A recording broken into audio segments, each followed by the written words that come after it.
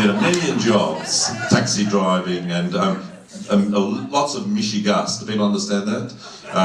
And Joachim Schneeweiss, it's good to see you. Schneeweiss. He also had to run away, Joachim. He had to run away from Hitler.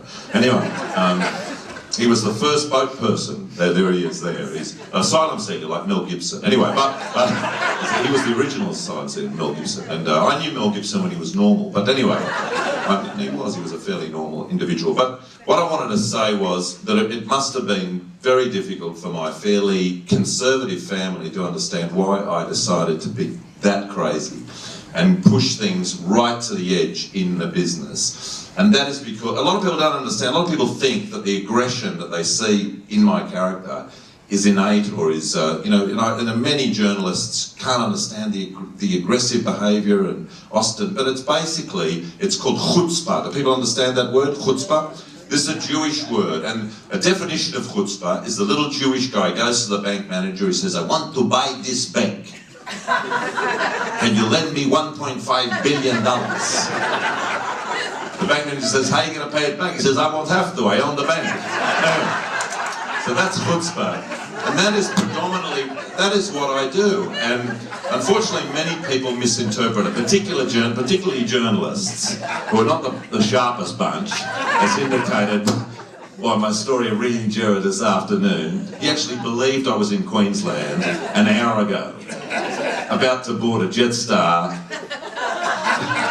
with volcanic ash anywhere, potentially. So, are you having you're not having a laugh, that fellow there? You look very serious. It's a light-hearted discussion here. It's not a political discussion. I have no political aspiration apart from shit-stirring a lot of them. That is my only political aspiration. And I ran against Tony Abbott, and quite recently I was at his brother's place, Roger Rabbit, and we're all sitting around. This is a true story, and Julie Gillard's brother came too. I don't know if Julio Gillard.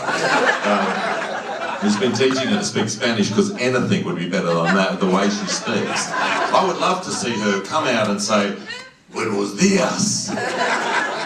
But a lot of people know. How are you, Dennis? You alright? Do you know that you're Dennis? And it doesn't matter, because a lot of people don't seem to know who they are. And what happened was a lot of the name tags got confused, and it doesn't, because being at the Montefiore is something that I relish. But I tell you what.